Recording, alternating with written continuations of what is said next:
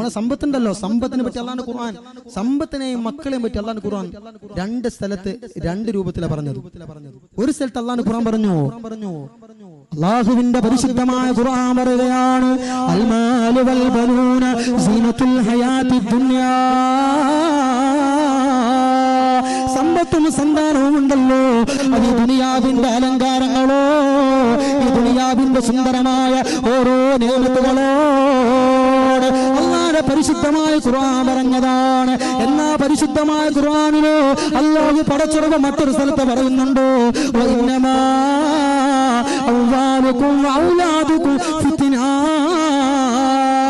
നിങ്ങളെ സമ്പത്തുണ്ടല്ലോ, നിങ്ങളെ സന്താനങ്ങളുണ്ടല്ലോ, അത് ഫിത്നയാണ്, അത് അദാബാണ്, അത് പരീക്ഷണങ്ങളാണെന്ന് അല്ലാഹുവിന്റെ പരിശുദ്ധമായ ഖുർആൻ പറയുമ്പോ നമ്മളെ മക്കളെയും സന്താനത്തെ നല്ല രീതിയിൽ അല്ലെങ്കിലോ, അവർ നല്ല രീതിയിൽ മക്കളെ നല്ല രീതിയിൽ വളർത്തിയിട്ടില്ലെങ്കിലോ, അല്ലാഹു നമുക്ക് തന്ന സമ്പത്ത് നല്ല രീതിയിൽ ചെലവാക്കിയിട്ടില്ലെങ്കിൽ അത് വല്ലാത്ത പരാജയത്തിനുള്ള കാരണമാണ്. അല്ലാഹു നമ്മളെ കാത്തുരക്ഷിക്കട്ടെ. ഖുർആന പറഞ്ഞത് രണ്ട് സ്ഥലത്ത് പറഞ്ഞു. ഒരു സ്ഥലത്ത് പറഞ്ഞു നിങ്ങളെ സന്താനവും സമ്പത്തും ഈ ദുനിയാവിന്റെ അലങ്കാരങ്ങളാണ്, നിഅമത്താണ്. മറ്റൊരു അവസ്ഥയിൽ അല്ലാഹു തആല പറഞ്ഞു, വഇന്നമാ അവ്വാലുകും വഔലാദുകും ഫിത്ന.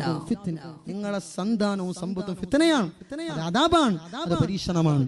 നമ്മളെ മക്കളെ നല്ല രീതിയിൽ നമ്മൾ മുന്നോട്ട് വളർത്തിയിട്ടില്ലെങ്കിൽ അത് കാരണം നമുക്ക് വല്ലാത്തൊരു അദാബ് കടന്നു വരും. അല്ലാഹു കാത്തുരക്ഷിക്കട്ടെ.